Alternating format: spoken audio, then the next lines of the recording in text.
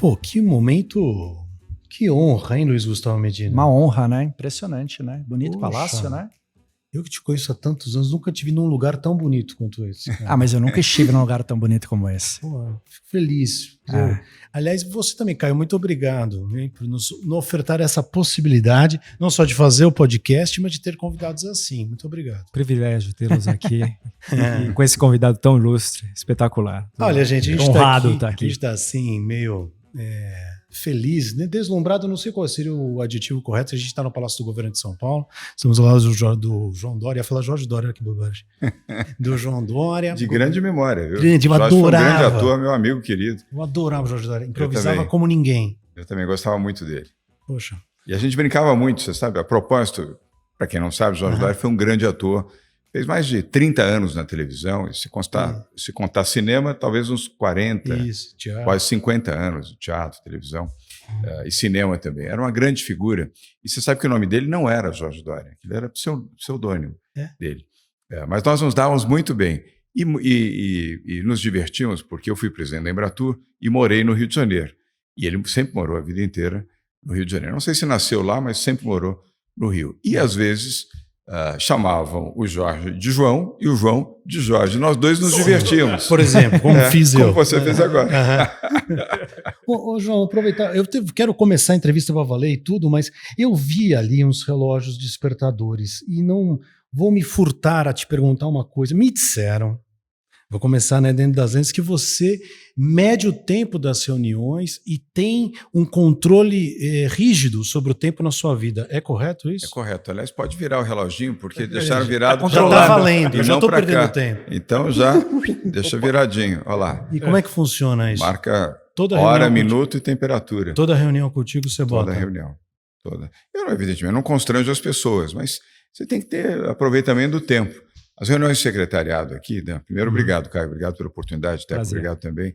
As reuniões de secretariado aqui tem tempo, tem hora para começar, hora para acabar. E tem tempo também que cada um pode falar. Você tem que ter a capacidade de sumarizar o que você precisa dizer e comunicar no menor tempo possível o maior volume de informações necessárias para uma reunião. Então, tempo é algo que eu aprendi no âmbito empresarial. Valorize o tempo. Utilize o tempo de forma correta. Eu li que teu irmão fala isso porque, e eu quero que você conte isso com mais detalhes naturalmente, que você cuidando dele, por conta do falecimento da sua mãe, você criou essas manias para exatamente poder administrar tudo e poder cuidar de tudo bem. Essa é uma das qualidades a quais você acredita a tua escalada, vamos dizer assim, o teu crescimento, a tua evolução, o teu sucesso. Obrigado por você ter citado meu irmão. Eu amo muito meu irmão, Raul. Nós nos damos muito bem. Somos apaixonados um pelo outro. O Raul é 5 anos mais novo do que eu. Nós perdemos minha mãe, eu tinha 14 anos, o Raul tinha 9 anos. Eu tinha o dever, meu pai estava no exílio, meu pai foi exilado, foi caçado pelo golpe de 64, foi exilado. Então eu tinha o dever de cuidar do meu irmão. E cuidava. E sempre fui muito organizado. E por que eu fui organizado? Porque nesse período do exílio nós perdemos tudo. Tudo é tudo. Perdemos casa, carro, renda, tudo. Patrimônio foi embora. Acabou. Fui estudar em escola pública, fui estudar de noite numa escola pública, trabalhar durante o dia para ajudar minha mãe. Então tinha que ser muito organizado, porque faltava tudo. E quando falta tudo, cada item que você tem para se alimentar, para usar, uma calça, um par de tênis, tem que ter muito cuidado. Você não vai ter como fazer reposição. Você não vai ter um outro tênis, você tem um par de tênis, não tem 2 pares de tênis. Você tem um prato de comida, não tem o segundo. Se quiser repetir, não tem comida para repetir o prato. Então, você tem que se contentar com aquilo que está no prato e não deixar a comida no prato. A partir daí, eu mesmo fui definindo uma disciplina pessoal, até para poder trabalhar. Alguém que começa a trabalhar com 13 anos, depois de ter tido tudo e, de repente, pela circunstância, passa a não ter, ou você tem disciplina, ou você perde o seu eixo, o seu equilíbrio. E eu entendi que eu tinha que buscar esse equilíbrio. Então, eu sempre fui muito organizado. E aprimorei essa organização no período mais difícil da nossa vida, para poder fazer a gestão do pouco que nós tínhamos com minha mãe, depois com a ausência da minha mãe também, e para ajudar a educar meu irmão querido, o Raul. Você começou a trabalhar muito cedo, né? A gente falava disso. Seria legal saber disso, né? Contar pra gente essa história de você foi trabalhar cedo porque precisava de dinheiro para casa. Como é que era esse papel já de provedor, de organizar, de ter um orçamento, pagar conta, você muito novo? Como é que foi isso para você? Não era exatamente ter orçamento, porque nós não tínhamos nada. Uhum. Era ter o mínimo para poder pagar as contas. Uhum. Em casa, nós ficamos, nesse período difícil da nossa vida, várias vezes sem luz. Minha mãe não tinha dinheiro para pagar a luz. E era light. E a light vinha e cortava a luz. Eu não pagava a luz, cortava a luz. Dava o aviso, dias depois vinha e cortava a luz. Então, ficamos semanas e semanas nessa situação. E minha mãe só conseguia pagar a luz quando ela colocava alguma joia que ela não tinha vendido ainda, do tempo em que nós tínhamos dinheiro. Minha mãe ia lá no setor de custódia, chamado Prego, na Caixa Econômica Federal. Que, aliás, é no mesmo lugar, até hoje, lá na Praça da Sé, aquele prédio antigo da Caixa Econômica Federal. E há tempos eu fui lá visitar, está no mesmo lugar, custódia, mesmo lugar, no primeiro andar. Você tem os guichezinhos onde as pessoas levam uma aliança, um anel, um relógio, uma corrente, uma pulseira. Aí aquele avaliador, ele põe aquele óculosinho, aquela lente e tal, dá a avaliação, recebe o empréstimo, você assina, a Caixa deduz o valor da comissão e você tem 90 dias, se eu não estou enganado, para pagar, para resgatar. Se não resgata, tem uma sala do lado onde acontece o leilão e vai a leilão. Então, minha mãe só conseguia pagar a conta de luz ou pagar alguma dívida, ou mesmo até comprar alimentos para a nossa casa, quando colocava alguma joia, Caio, no prego. E depois tinha que resgatar. Como é que ela resgatava? Pedia dinheiro para um agiota para poder pagar, para a joia não ir a leilão, depois voltava, ou seja, uma ciranda. Era uma ciranda. Aliás, muitas pessoas vivem hoje, não é um fato do passado. Estamos falando aqui da década de 60, 66, 67, 68. Mas até hoje tem gente que sobrevive assim. Foi um período muito duro da nossa vida, um período de aprendizado. Aliás, os piores momentos da vida é onde você mais aprende, porque você nunca esquece. Um momento difícil, às vezes os bons momentos você lembra, mas passa. O mau momento você nunca esquece, que marca muito, fere muito, machuca muito. Não para você odiar, nem detestar ninguém, nem transformar isso numa trajetória de ódio ou numa história de ódio, mas marca como aprendizado. Então, eu sempre fui muito econômico, sempre fui muito zeloso com as coisas, exatamente por causa disso. Quando você não tem ou tem muito pouco, você tem que zelar muito bem pelo que você tem. Até sobre isso, eu imagino também nessa época, você adolescente, trabalhando, né, e tendo essa responsabilidade de ser o provedor de casa. Imagino isso, e você conseguindo realizar isso, conseguindo ajudar na sua família, né? Imagino isso foi construindo uma autoestima. Eu percebo você, agora opinião pessoal, tá? Vendo você, até em debates, isso me marcou muito. Os debates, eu sempre fiquei muito impressionado com a sua segurança em enfrentar um oponente, questões bem delicadas, muita assertividade. Talvez, perguntando aqui que eu fui pensando, talvez esses seus desafios que você foi superando foram criando uma autoestima. É isso? Faz sentido isso? Faz. Esse perrengue, posso usar essa palavra bem simples, né? Primeiro no tempo solitário, e ao lado da minha mãe, que sofreu muito. Minha mãe, inclusive, foi embora cedo. Minha mãe foi embora com 34 anos. Uau. E minha mãe morreu de tristeza. Apesar da causa ter sido pneumonia, morreu de tristeza, minha mãe. Meu pai ausente, caçado, exilado, não podia voltar. Se voltasse ao Brasil no período da ditadura, era preso. Né? E como muitos foram presos, e muitos foram, inclusive, serviciados. Muitos foram machucados, e outros foram mortos pela ditadura militar. Então, de repente, nós ficamos solitários. Você sabe, a única coisa que nos dava um pouco de conforto é a oração. Eu sou católico, sou cristão. Minha mãe também era, o Raul, meu irmão, é. O único momento que nós tínhamos de paz, minha mãe parava de chorar, era o momento da oração. Aliás, de um crucifixo que eu tenho até hoje, que estava no quarto da minha mãe, nós ali ajoelhávamos, fazíamos a nossa oração. Hoje está no meu quarto. Eu guardei esse crucifixo e vou guardar eternamente, vai ficar para os meus filhos também.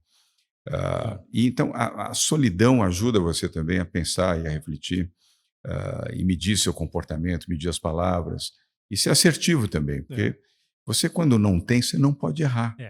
Você não pode errar. Né? É a chance, a única chance que você tem.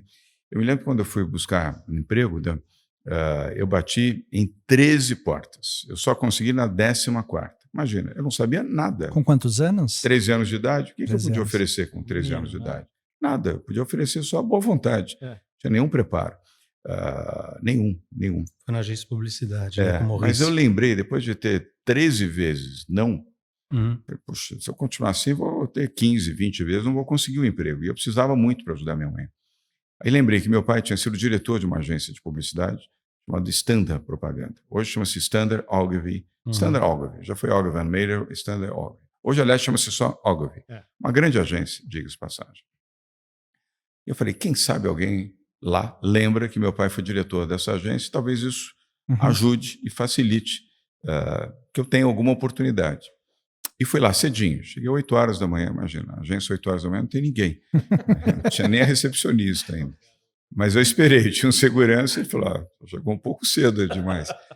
Às 9 começam a chegar aqui as secretárias, a recepcionista, eu falei, não tem problema, eu espero. Ela era na esquina da Joaquim Eugênio de Lima com a Alameda Santos, eram 3 casas que eles tinham ali. E eu esperei. De fato, às 9 horas chegou a recepcionista, a secretária do diretor-geral não tinha chegado ainda, mas fui conversando com ela, eu não me recordo mais o nome dela, devia lembrar, porque ela foi muito legal comigo. Ela falou, espera aí que eu vou te apresentar a secretária do diretor-geral, que é minha amiga. Ela entendeu o meu problema, falou, espera, que ela vai chegar, 9h30 mais ou menos ela está aqui, vou pedir para ela te receber, ou ela vai descer, a diretoria no andar de cima, a recepção no andar de baixo. E eu acho que vai dar certo, eu vou te ajudar. E de fato ajudou. Chegou a secretária desse diretor-geral, o nome dele eu lembro bem, e de fato ela desceu e veio falar comigo e disse, olha, ele chega às 10 horas aqui, e eu vou pedir para ele te receber. Eu estou sensibilizado com a tua história. Eu contei para as duas a história do meu pai, que tinha sido diretor-geral dessa agência de publicidade. No tempo passado, era uma agência que nasceu no Rio de Janeiro, depois veio para São Paulo. Foi uma das maiores agências de publicidade do Brasil e ainda hoje, como Ogilvy, é uma das 10 maiores agências. Tornando uma longa história curta, chegou esse senhor, não esqueço o nome dele, ele já faleceu. E não esqueço nunca mais, porque ele me ajudou, ele me estendeu a mão. Chamava-se Maurice Cohen, um judeu egípcio que trabalhava na Shell. Da Shell, ele era diretor de marketing da Shell no Cairo, depois veio para o Brasil para ser diretor da Shell aqui, de publicidade, e da Shell, que era atendida pela Standard, ele se tornou diretor-geral da agência em São Paulo, a convite do Cícero Lourenço, que era o dono da agência. E ele me recebeu, era um homem elegante, bonito, arrumado, sempre bronzeado, me lembro bem, como se fosse hoje. Estamos falando aí, isso foi em 1966, ou 66 para 67. E ele falou, olha, eu vou te ajudar. Neste momento eu não tenho nada para te oferecer, mas você tem algum telefone? Eu falei, não tenho telefone em casa. Não tinha celular, mas tem o telefone da vizinha. Se isso ajudar, eu falei, me dá. Não tinha um telefone em casa, não tinha um carro, não tinha nada. Uma casa modesta, aqui, depois de ter vivido bem, a situação da dificuldade. Mas, de fato, 3 dias depois, tinha um recado para ligar para ele, nesta vizinha. A vizinha me avisou, eu liguei, falei com a secretária, falou, vem aqui, acho que tenho uma boa notícia para você. Fui lá, ele falou, olha, não tenho ainda o emprego, mas tenho o estágio, é o primeiro passo para você. E a primeira oportunidade que tiver é sua, dentro de uma área daquilo que você, por falta de experiência, pode contribuir. E quando começa? Amanhã. Eu falei, ótimo. Não tinha remuneração o estágio, mas tinha sanduíche. Na hora do almoço eles davam sanduíche. Não tinha vale-refeição, naquela época não existia. Nem vale-transporte, nem vale-refeição, isso veio depois. Então eles davam passe da CMTC, os mais antigos aqui vão lembrar disso. Então me deram uma carteirinha de passe da CMTC, que você ia destacando o passe para o ônibus, e na hora do almoço tinha um sanduíche. Tinha um hambúrguer com suco de laranja, na lanchonete em frente. Ele dava um vale, você ia lá, assinava. Para quem não tinha carne em casa, que não tinha quase o que comer, isso era tudo. Suco de laranja, mas não tinha casa, tinha água, não tinha suco, né? Mas ele me deu, só para contar. Um mês depois, aliás, menos de um mês depois, 20 dias depois, surgiu uma oportunidade para ser uma espécie de boy interno da agência. Porque como eram 3 casas, né, você tinha muito papel, não tinha nada digital, nem computador existia naquela época. Não tinha nem máquina de calcular, imagina, a máquina de calcular era aquilo, lembra do... O ábaco. Ábaco. Isso, exatamente, o ábaco, era assim que você calculava. E eu topei. E aí foi meu primeiro salário, meu primeiro registro profissional, na chamada carteira azul, foi essa. Então nunca mais, né, eu esqueço desse homem. Ele já faleceu faz tempo, mas Maurice Cohen está lá no céu, esse foi o homem que me estendeu a mão. A gente nunca esquece quem nos ajudou, né? Nunca. Não. Eu ia te perguntar, até em função do Caio, mas já me veio outras umas 3 perguntas aqui. O que é que você fez com o primeiro dinheiro que você ganhou quando sobrou? Você Eu tinha dei um pra minha mãe. objeto, Sobrou, né? quando sobrou.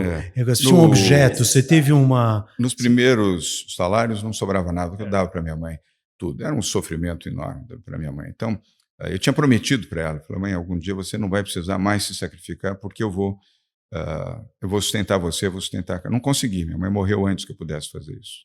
Meu salário não era suficiente para fazer isso. Mas eu dei os primeiros salários todos, integralmente para minha mãe. Mas quando sobrou, tinha um objeto, você tinha alguma coisa que você comprou para você? Alguma coisa que você não, a primeira vez, isso foi depois de 3 meses, que eu usei um pouquinho do dinheiro, foi para comprar um ingresso para assistir um jogo do Santos Futebol Clube. Você foi ver o Pelé? Santos te dava alegria, Pelé, pelo menos, né? No Morumbi, com Pelé, não. Pelé, Coutinho, Mengalvio, Durval e Pepe. Eu sou santista. E foi o que eu fiz, comprei um ingresso para a geral do Morumbi. Aquela geral que ficava atrás do gol ali. Atrás do gol. Não, era. A geral era. Arquibancada.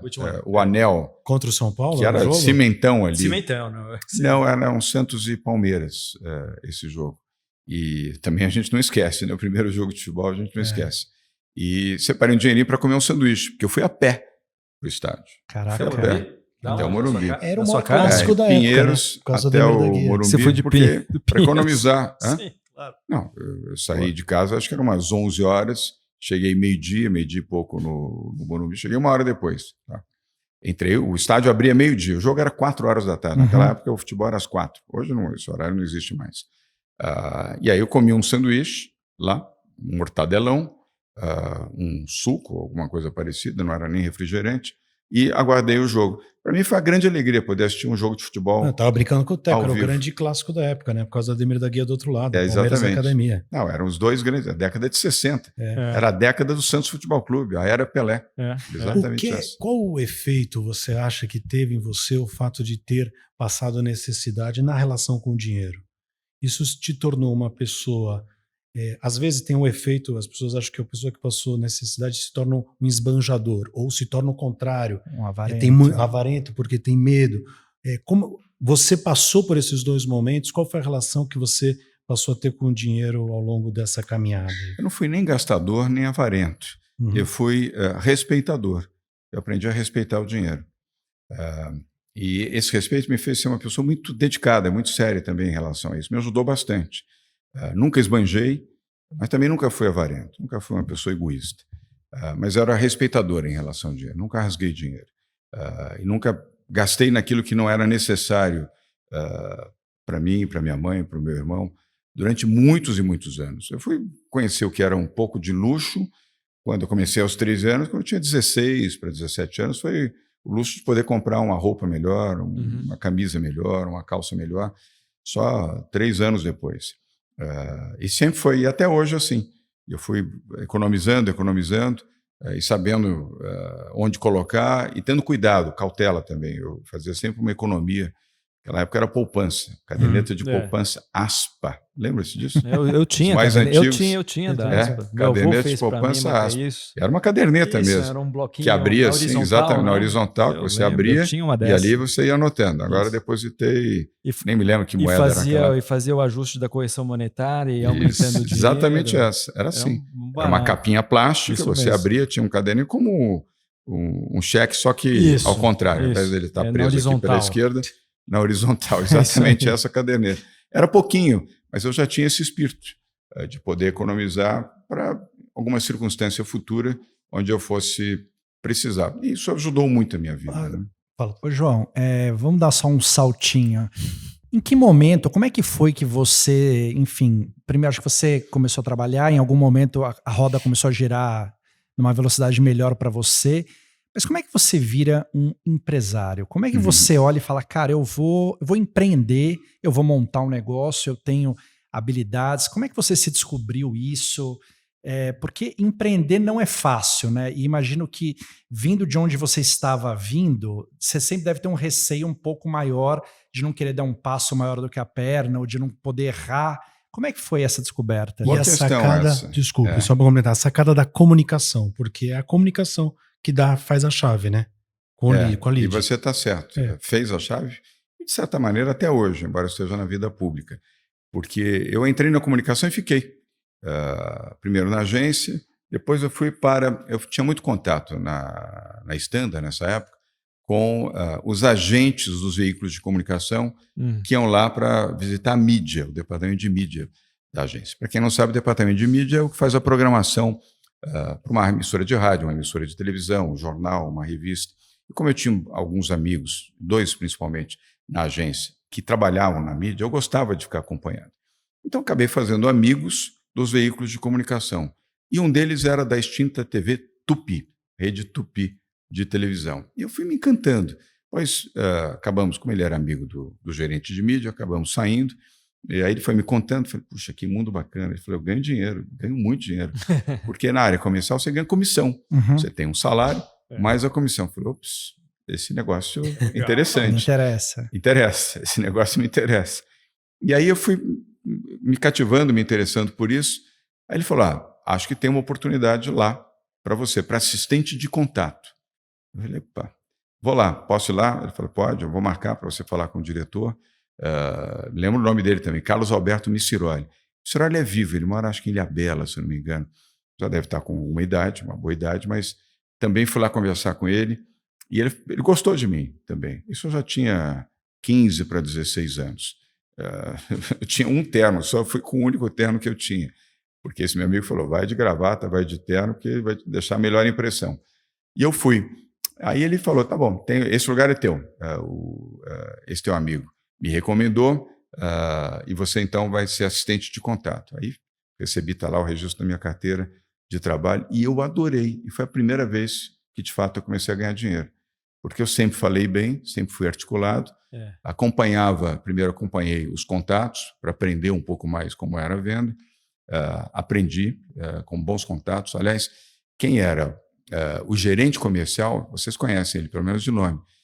Hoje ele é vice-presidente comercial da Rede Record, Walter Zagari. Valtinho Zagari.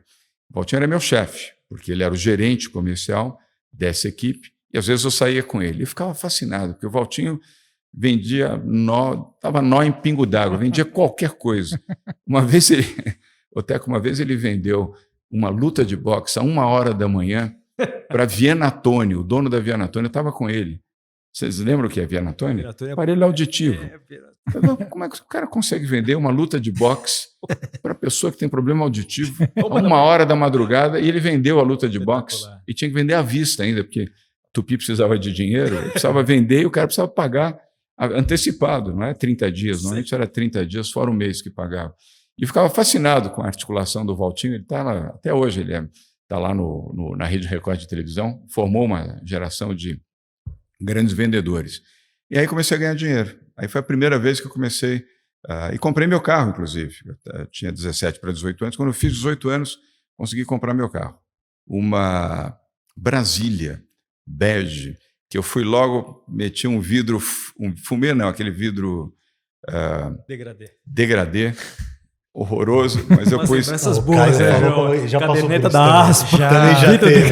Caio já fez tudo isso também. Aquela direção italiana, buzina Fiat, toca-fitas, né? E roda de magnésio. Eu fui aos poucos, olha, nossa geração, incrementado. Tamo junto. Tamo juntos. Foi a primeira vez. E aí fiquei nesse mundo. Aí depois evoluí, depois fui contato, depois acabei sendo diretor da Tupi, depois fui para a Band, fiz um período na TV Bandeirantes com o seu João Saad, o Johnny, o Ricardo, os filhos do seu João. Depois voltei para a Tupi com o Walter Avancini, quando o Walter foi contratado. A era do Mauro Salles, quando o Mauro se tornou vice-presidente da Tupi, e o Walter Avancini foi diretor de programação. Acabei voltando para a Tupi, e aí foi. A minha vida seguiu. Aí eu fiz um período na MPM Propaganda. Estou encurtando um pouco a história, com um grande amigo, ele é vivo até hoje, eu devo muito a ele também, o Petrônio Correia Filho. E fui trabalhar na MPM, como diretor de projetos especiais. A MPM era a maior agência de publicidade do Brasil naquela época, era na Rua General Jardim. De novo, ali foi uma época boa, próspera, ganhei dinheiro, mas dali eu acabei me afeiçoando com o tema da política. Porque o Montoro, que foi amigo do meu pai, André Franco Montoro, que foi o responsável pelo ingresso do meu pai na política. O Montoro era do PDC, Partido Democrata Cristão. E foi o partido pelo qual meu pai disputou o mandato e ganhou pela Bahia, em 1962. Uhum. Mas muitos anos depois, o Montoro foi candidato, foi candidato ao Senado. E como eu era amigo dele e dos filhos do Montoro, por conta da amizade com meu pai, eu acabei ajudando pela MPM a campanha do Montoro. E gostei daquilo. Você foi o marqueteiro do Montoro em 72? Eu ajudei. Não era o marqueteiro, mas eu ajudei. Me envolvi bastante.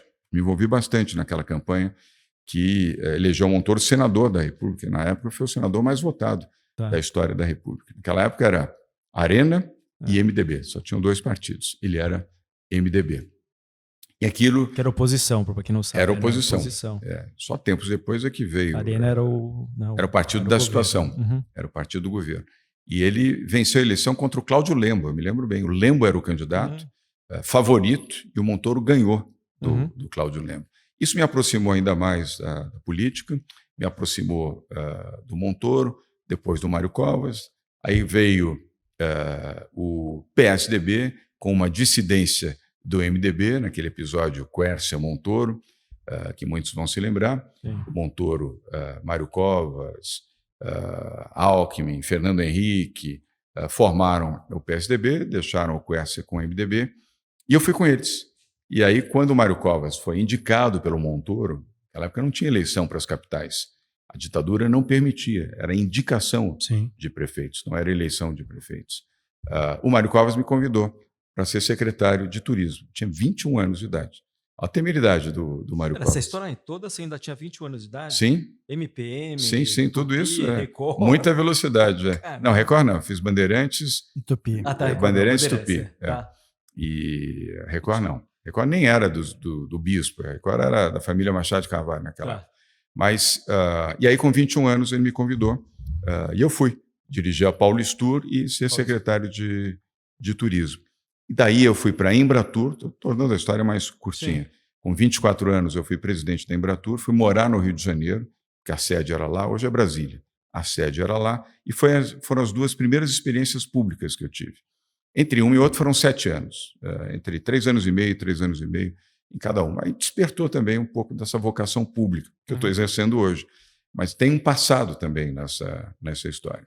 E depois eu voltei para o setor privado. Curiosamente, eu fiz 7 anos de área pública e voltei para o setor privado. E aí, junto com um grande amigo, aliás, meu amigo querido até hoje, chamado Luiz Lara, nós montamos uma pequena agência de publicidade. O Lara foi comigo para a Embratur. Eu o convidei para ir comigo, para trabalhar no marketing da Embratur. E quando nós saímos, o Lara, vamos abrir uma agência. Nós não tínhamos dinheiro, fomos pedir um empréstimo até para uma família. Aliás, eu vou dizer o nome aqui, porque não há mal nenhum, ao contrário, família Auriemo.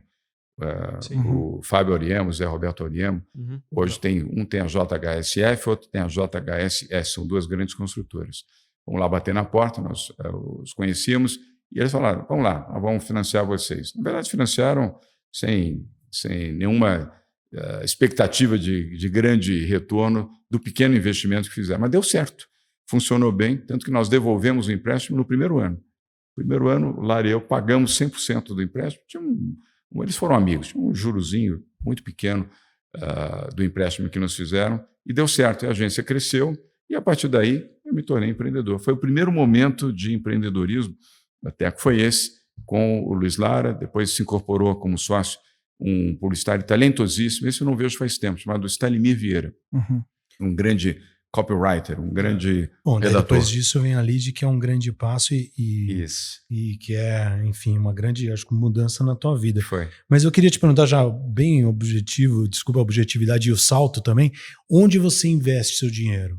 Onde ao longo desse... Porque as possibilidades naquela época eram muito menores, e depois ao longo do tempo elas foram se tornando mais amplas.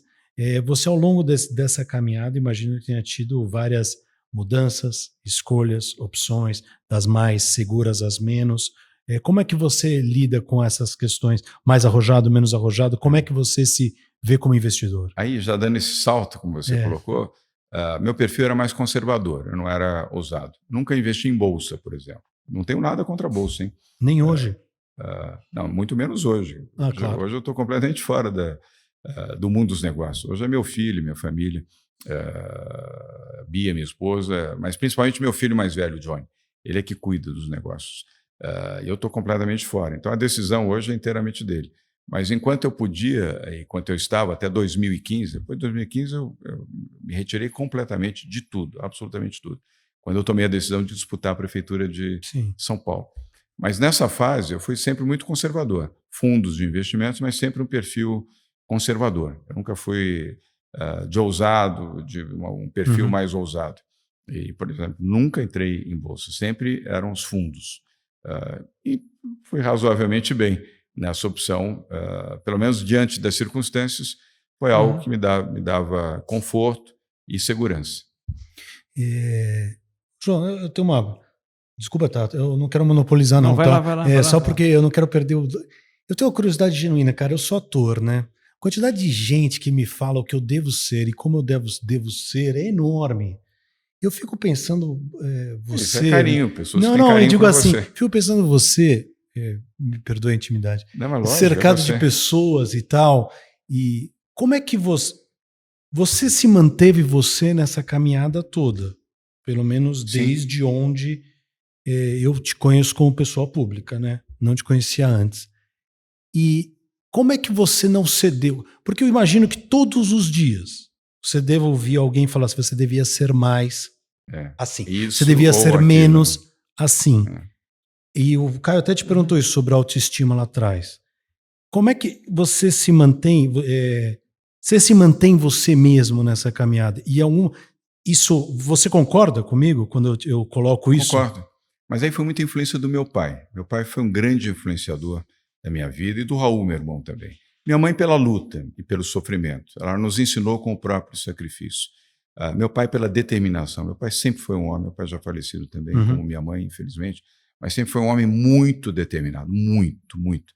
Não tinha barreira para o meu pai. Meu pai, quando alguém falava, "Ei, Dória, não vai dar certo", é aí que ele gostava. Não vai dar certo, então é esse o caminho que eu vou escolher. E isso me influenciou muito. E eu sempre fiz opção pelo caminho mais difícil, nunca pelo caminho mais fácil. Exatamente como meu pai. Meu pai nunca escolheu o caminho mais fácil. Meu pai chegou pobre, com dificuldade aqui em São Paulo. Nasceu na Bahia, migrante, veio para cá, educado pela minha avó. Minha avó era professora primária da rede pública de ensino em Salvador. O que ele teve foi educação, dinheiro não tinha. E veio para cá, para São Paulo, aí que ele se dedicou, ele escrevia bem, falava bem, foi aí que ele começou a escrever no jornal, primeiro no Rio de Janeiro, no Jornal do Brasil, depois o Correio da Manhã, depois que ele veio para São Paulo já para trabalhar na Standard, porque o Cícero Lourenço lia os textos do meu pai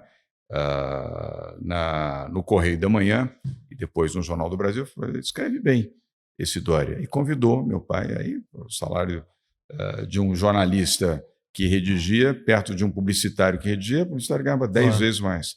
E foi aí que ele enriqueceu também. Aí veio para São Paulo, para cuidar da Standard aqui em São Paulo, aí se une com aquela história que eu já contei para vocês. Porque eu imagino o quanto, seja durante campanha, seja durante a vida, durante a gestão, as pessoas têm a nossa identidade, quando ela imprime de uma maneira forte, o quanto ela às vezes pode ser vista como uma qualidade ou como um defeito. E o quanto você pode balançar, dada a quantidade de gente que te aconselha, né? Bem ou mal. Tem que saber discernir. Ouvir sempre, tem que ter humildade para saber ouvir. E eu gosto de ouvir. Eu já tive grandes ideias e grandes sugestões e grandes mudanças ou ajustes de rumo de pessoas muito simples, que me falaram coisas simples. Sabe que tem razão? Onde você acha que você, por exemplo, um erro que você tenha corrigido ao longo da trajetória? Foram muitos. Né? A gente, ao longo da vida, vai acertando, vai errando, você pode errar, pode acertar. O importante é perseverar. E eu sempre fui muito perseverante. Essa foi uma característica que eu herdei do meu pai. Aquela convicção e a certeza de que vai dar certo. Isso me trouxe também uma característica que, na vida, é muito importante, a coragem. Eu tenho coragem. Eu faço aquilo que muitas pessoas talvez não tenham coragem de fazer. Eu faço. A gente estava falando aqui, vindo para cá, que olhando a posteriori, né, faz todo sentido o grupo que você montou. Mas antes dele acontecer, ele parece uma grande... Como é que você juntou as ideias? Como é que você percebeu que havia uma demanda, uma carência por isso? Como é que você foi se meter? Imagino que você já conhecia muitos dos empresários das grandes empresas, mas qual foi o teu insight para falar, cara, isso aqui tem um negócio, não tem ninguém fazendo, eu vou oferecer esse produto, esse serviço e vou dar certo? Parece uma sessão de psicanálise, né? Mas é válido, é válido, é válido. É psicanálise empresarial. Mas a pergunta é boa, Teco. Eu comecei fazendo jornalismo também em televisão, a convite de Fernando Barbosa Lima, também de saudosa memória, filho do Barbosa Lima Sobrinho, foi presidente da ABI, Associação Brasileira de Imprensa. E o Fernando foi um grande talento, foi um grande criador de programas de televisão, foi vice-presidente da Rede Bandeirantes, onde eu o conheci. Ele que me levou para a televisão. Eu não tinha nenhum traquejo para a televisão, ele que me levou para a televisão. Depois a televisão me levou para o rádio, me apaixonei também pelo rádio, mas na televisão, para onde ele foi o responsável para me levar, eu depois de alguns anos fazendo um programa chamado Sucesso, que era um programa que sucedia o programa do Roberto Dávila, fazia um programa chamado Conexão Internacional. O nosso Roberto Dávila, que hoje está na Globo News, meu amigo querido. Eu gostei, fiz o programa, foi sucesso, e depois do sucesso, nós criamos um programa chamado Business, que entrevistava empresários. Foi na Rede Bandeirantes, depois Rede Manchete, e ali eu recebia os empresários, 2, 3, 4, para cada programa. E tinha uma pequena sala de espera, e comecei a observar que um não conhecia o outro. Eu jurava que isso era depois, né? É mais louco ainda. Foi depois da TV. Você achou que era antes da TV? Eu achava que a TV tinha vindo depois disso. Não, ao antes. contrário, veio antes. E eu comecei a observar, Teco, o A não conhece o B, que não conhece o C, que não conhece o E. Como é que pode, dirigindo negócios tão grandes, e não se conhecerem? Não se conheciam. Claro. 1, 2, 3, 4 vezes. Falei, pô, e aí? Aqui tem uma boa oportunidade. Que legal. Vou promover um encontro desses empresários, que não é razoável que pessoas tão importantes não se conheciam. Conhecia, assim, quem estava no setor automotivo, um conhecia o outro. Mas o setor automotivo não conhecia o setor da indústria de alimentos, que, por sua vez, não conhecia a indústria de produtos de higiene e limpeza, que, por sua vez, não conhecia o setor de serviços. E, putz, temos uma oportunidade sala aqui. De espera com a revista Caras aí. Pois é. Pessoal, não, mas a história é mais doida ainda, né? Porque parecia que era o contrário. Não, e aí comecei a juntar essas pessoas, fiz um primeiro evento, no Clube Mediterrâneo de Mangaratiba, no Rio. Chamei as pessoas, falei, vamos ter um final de semana lá. Era um final de semana de lazer, não tinha nem conteúdo, era para aproximar as pessoas com as esposas. Deu certo, funcionou. Consegui 2 patrocinadores, porque eu não tinha dinheiro também para fazer uma coisa, passagem, hospedagem e tal. Deu certo. Aí fizemos um segundo, deu mais certo ainda, e aí nasceu o LEAD. E uma grande ideia, que aliás hoje é a referência para várias outras empresas, tornou uma referência nacional e internacional. O LEAD hoje está presente em 12 países do mundo. É impressionante. Espetacular. 17, acho que estão 17 estados aqui brasileiros, estão um pouco afastados. Talvez esteja errando aí algum número. Mas hoje está em várias partes do mundo. Isso tornou um grande negócio. Em algum momento, esse interesse do empresário, né, do topo ali do empresariado conhecer um ao outro, em que momento que isso também vira deles mesmos, uma vaidade de pertencer, de estar lá, de... É consequência. Consequência. É consequência, Teco. E é natural isso. As pessoas têm suas vaidades. Claro. Todo vitorioso tem vaidade. O vitorioso no esporte, na literatura, na atividade empresarial, na atividade cultural, todo mundo tem vaidade, é natural. E é bom que tenha. As pessoas com vaidade querem fazer bem, querem se apresentar bem no teatro, no campo de futebol, no plano empresarial, no microfone. Então, você vai juntando essas pessoas e aí essa unidade de pessoas que têm as suas relevâncias e as suas vontades, as suas vocações, aproxima as pessoas. E ao aproximar, isso gera negócios. Então, gerar negócio vai multiplicando. Só fazer a última para fechar aqui o empresário. Tem uma corrente aqui no Brasil que acha que o empresário brasileiro ele é um louco, né? um herói. Né? O cara lidou a vida inteira com mudança de moeda, com uma regra tributária maluca. E é mesmo. Sim, e tem uma outra narrativa do empresário brasileiro, do empresariado brasileiro, que também é protecionista, né? Sempre quer as coisas, quer proteger o seu nicho, né? Impedir a concorrência. Não sei se uma coisa exclui a outra, mas qual é a tua opinião sobre a média do grande empresariado brasileiro? É uma boa opinião. E esse universo, que não é muito grande, já foi maior, está acabando.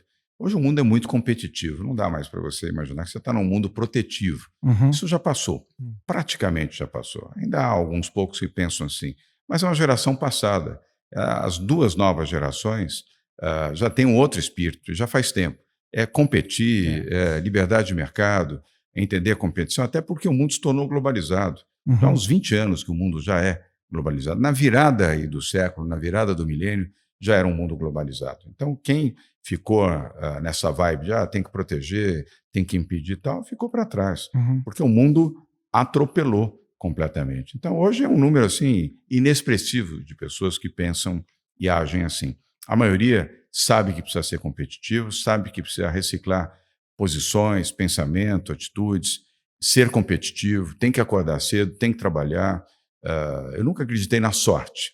Eu sempre acreditei que o trabalho traz sorte e não a sorte traz riqueza. E acho que acertei, porque eu faltei na aula que ensinava a ser vagabundo e a ganhar, e a ser vitorioso. Essas aulas, se é que aconteceram, eu faltei a todas elas. Eu só participei das aulas onde você tem que suar, tem que trabalhar, tem que acordar cedo, tem que dormir tarde, tem que ser perseverante, tem que respeitar seus concorrentes, tem que ser honesto, tem que ser decente, tem que ser criativo e tem que ser ousado e corajoso. Eu tenho uma pergunta aqui, João. Você é conhecido como uma pessoa super organizada, você preza pela eficiência, pela produtividade. Começou, já falou do relógio, e é perfeito isso, e é admirável isso aí. Obrigado. E o setor público não é assim, existe um questionamento da eficiência no setor público, né? A máquina pública tem uma questão aí para ser enfrentada da sua produtividade. Você não fica maluco, às vezes, quando você vê um serviço público ali na ponta, ali, que não está sendo bem entregue? Como é que isso te afeta pessoalmente quando você enfrenta uma situação como essa? Eu fico com o meu espírito transformador aceso. No último grau, tem que mudar. Eu já tinha essa visão transformadora antes. Lembra-se que eu vivi essa experiência ainda jovem, como secretário do Mário Covas, depois como presidente da Embratur. Aliás, foi no período do governo Sarney que eu fui presidente da Embratur. Então, eu já exercia aquilo naquela época. E depois, quando eu tomei a decisão de vir para a política de vez, e aí disputar a eleição, vencer para prefeito de São Paulo, depois para governador, eu procurei exercer aí com mais força essa determinação de melhorar a qualidade da gestão pública, ter um olhar de mais eficiência, de mais agilidade. O que mais me incomoda não é tanto a ineficiência, porque a média não é ruim do setor público, eu tenho que reconhecer isso.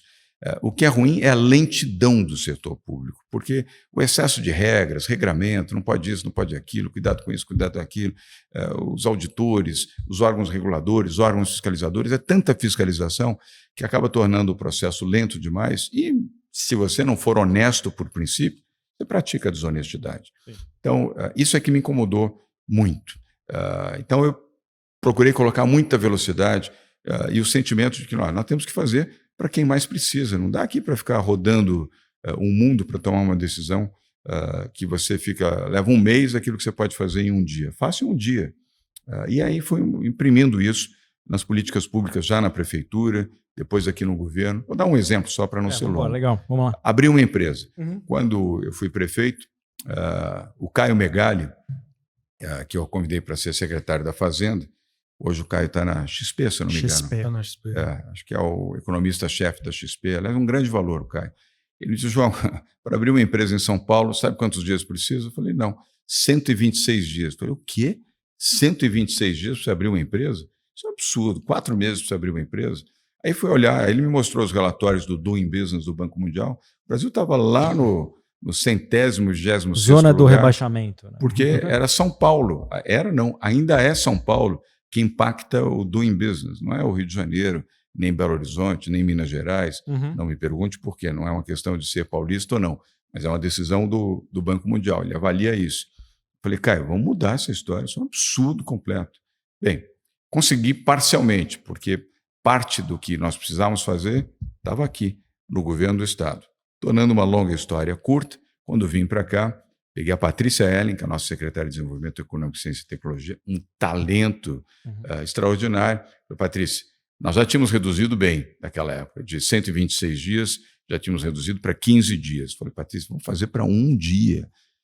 Eu fui à China, a China é um dia, você abre uma empresa em um dia. Em menos de um dia você abre uma empresa. Hoje, sabe qual é o tempo que você abrir uma empresa em São Paulo? Um dia. No limite. Você abre uma empresa aqui em 6 horas. No limite, em um dia, quando é uma coisa um pouco mais complexa. Você entende? Claro. Era possível fazer. De 126 dias, era Receita Federal, é junta comercial, é carimbo daqui, documento de lá, não sei o quê. Vai acabar com essa história toda. Teve um rapaz que nos ajudou muito. Não era o nome dele, Daniel? Que depois trabalhou com o Paulo Guedes. Depois se desiludiu com o Paulo Guedes e saiu um gaúcho. O Paulo Ebo. Tem que fazer o crédito, que o Paulo Ebo nos ajudou muito também lá na prefeitura. Um gaúcho que tinha sido diretor-geral do LID. Eu levei ele para ser nosso secretário na prefeitura. Muita gratidão ao Paulo, porque ele foi um desburocratizante completo. Vê a diferença? Eram 126 dias. Hoje, em um dia. Sim. Em um dia. Num período de 2 governos, nós mudamos essa história e passou a ser um parâmetro para o Brasil. Você é o João hoje que você queria ser quando criança? Ou o João que você queria ser quando criança ainda está por vir? Nunca me fizeram essa pergunta. Boa pergunta. Nada como falar com gente inteligente, né, e com sensibilidade. Todo mundo tem seus sonhos, seus objetivos, suas metas. Mas os meus sonhos, né, não são sonhos individuais. Eu penso coletivamente. Eu aprendi a valorizar o coletivo. A vida me ensinou a pensar no plural e não no singular. Nunca no eu, nós. Então, eu penso no plural. Então, eu estou na política por causa disso. Eu não estou na política porque eu quero ser dono da verdade, eu quero passar para a posteridade por aquilo que eu estou fazendo. Eu quero ajudar a coletividade. É diferente. Eu trabalho de graça. Acho que talvez vocês saibam, mas quem está nos assistindo agora... Eu sou obrigado a receber o salário, eu não posso abrir mão do salário. Mas no mesmo dia que recebo, eu transfiro para o Fundo Social de Solidariedade, para compra de cobertores, do alimento solidário, ou aquilo que for necessário. Fazia isso também na prefeitura, lá não tinha fundo social, então lá era a Secretaria de Promoção Social. Então eu penso no Brasil, eu quero ver um país diferente, muito diferente, aliás, do Brasil de hoje. Um Brasil próspero, um Brasil onde a educação... permite o acesso dessas pessoas mais pobres, mais vulneráveis, para terem ensino de qualidade, como nós estamos fazendo aqui em São Paulo, com as escolas de tempo integral, todas elas digitais, todas elas que respeitam os professores, que ganham melhor por estarem numa escola onde eles dão 8 horas de aula dia, não 4 horas de aula dia. Escolas digitais, as crianças aprendem, os jovens com tablets. Mas digo, desculpa, isso que eu quero. Mas quando você olha no espelho hoje, assim, você fala, e eu fui mais longe do que eu achava que eu ia, ou ainda falta muito? Não pode faltar muito. Haja autoestima se faltar muito. Se você pensava lá atrás que não tá bom, porque eu tô aqui, já tá bom, cara.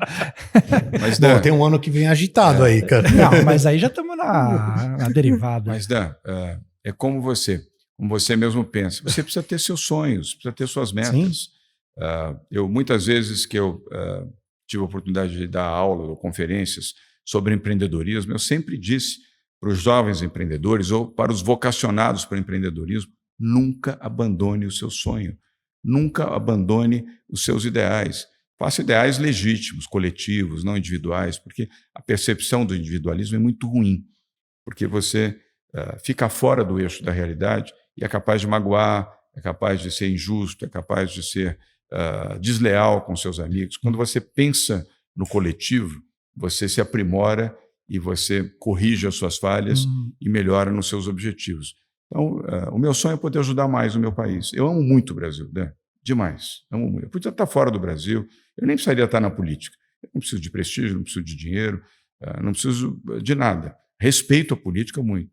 Mas eu vim para poder ajudar, para poder transformar. Fizemos isso na prefeitura, fizemos isso, estamos fazendo isso no governo com uma grande equipe, com um grande time.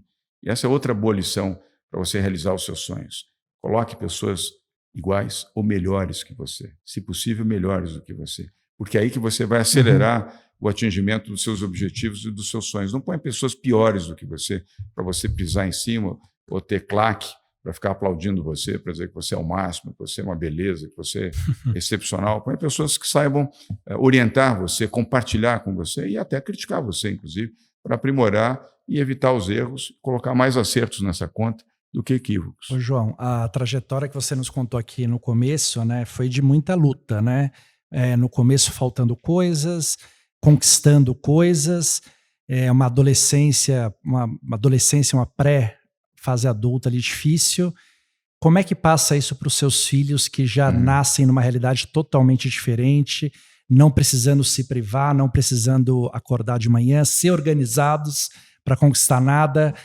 Como é que você mede? Como é que você faz e como é que você mede? Qual é o limite de ser legal, né, de passar a mensagem, mas também de não ser, né, de não querer impor a realidade que você viveu para eles? Reza a lenda que João botava todos os dias um assunto no carro para ser discutido e que diz a lenda que você anotava no caderno. Então já junta uma coisa com a outra. O Dan conhece a lenda que é verdade. Eu já, quando levava meus filhos para a escola britânica aqui em São Paulo, St. Paul's, tinha um caderninho que eu elencava lá 20 temas, e eu chamava de a lição de hoje. Eu entrava no carro, meus filhos não gostavam. Que saco esse pai. Eu falava, a lição de hoje é... Aí meus filhos, pai, que saco. Mas eu dava, cada dia eu dava para eles um ponto e uma lição.